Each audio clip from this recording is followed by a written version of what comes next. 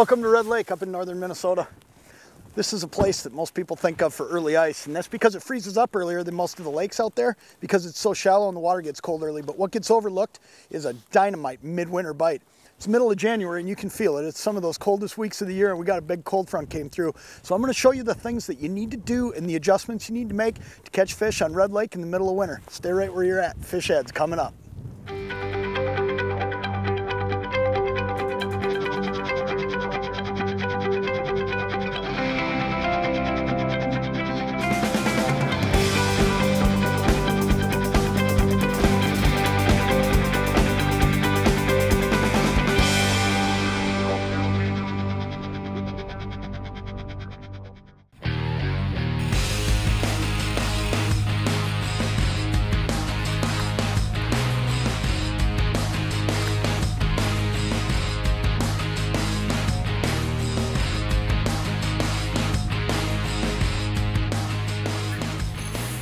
Boy, that guy finally came off the bottom and whacked it. You know, you sit here on fish, and it gets so frustrating sometimes when you sit on fish and you just can't get them to bite, but that's what happens in a cold front. That's a great little walleye. We'll take him home and eat him for dinner, but look at what I did here. You know, compared to when I was here on first ice. On first ice, I was fishing a rattling flyer spoon, something really, really aggressive, and I was banging it around with rattles. What I'm doing here is I'm fishing a Frostee Jigging Spoon. This is a lot more subtle. It's more vertical. It's more up and down. It doesn't shoot out to the side as much, and I'm just working it, and I'm kind of slowly working it. I'll bang it on bottom every now and then I'll pop it up kind of high. Now right there, that fish, he just came up and hit it when I held it still. That's a great dinner fish right there. We'll throw him in the bucket. But you know, when you get into a cold front situation, remember that sometimes it just means not just downsizing, but going to a less aggressive bait. And when we're ice fishing, a lot of times we don't think about what's aggressive and what's not. This Frostee Jigging Spoon has no rattles. Makes it a lot less aggressive. What's going on here? Oh yeah.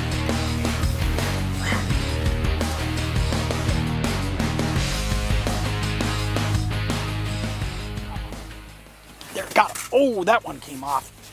You know, that's a great example right there of, do you see how much I slowed down? I mean, I got down to where I was barely moving that spoon. And the first thing I'm gonna do here, because I missed that fish, is I'm gonna drop right back down, okay?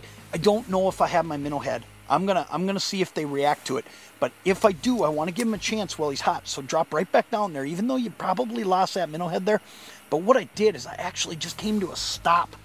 And that might be what a guy has to do in these cold front situations sometimes, is just come to a stop, jiggle it around, get his attention, and then stop right on it. Yeah, that's what I thought. You know, when that fish quit reacting down there, he's still down there, but he quit following me up and down. He quit coming up a little bit. I had a feeling that he stole it on me, and he did. Let's see if we can't go back down there and get him. He's still there.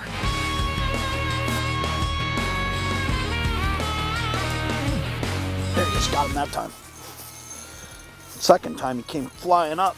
I got him. There we go. That's a good walleye. Get him in here. You know, the locations we're fishing are so similar to what they were when we first got out here on first ice. I'm looking for feeding areas, but one thing I'm doing a little bit different is on first ice, there are some spots on Red Lake where everybody's fishing and everybody's catching. But one of the things that happens when you get a cold front come in like what we've got today is these fish, they get to a point where they're just not as happy with all the commotion. I mean, they're already out of whack. They're already in a funk. And you know, you look at a fish like that, he looked at this bait for a long, long time. So all said and done, what you got to do is you got to really keep in mind that you want to find areas and get a little bit away from people. Now here's one thing you can do. If everybody's stacked up on the other side of the rock pile, just move over to the side that's got less pressure. That pressure is going to make a big difference. The second thing that I try to do, especially here on Red, because we're in really shallow water, I'm only in 7.5 feet, is I try to stay still. When I get to a spot, if I was hole hopping, if it was warmer, I would get down on my knees and I would try to stay still as long as I'm going to be at that hole. Same thing when I'm in the house. You won't see me shifting my feet around much, making much noise, because that makes a huge difference. Let's get back down there and see if we can't get another one.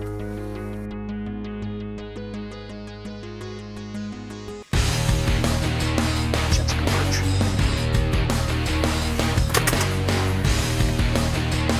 Right when I clear that hole. Oh!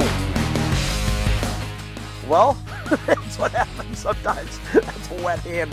go back down there and try to get them again.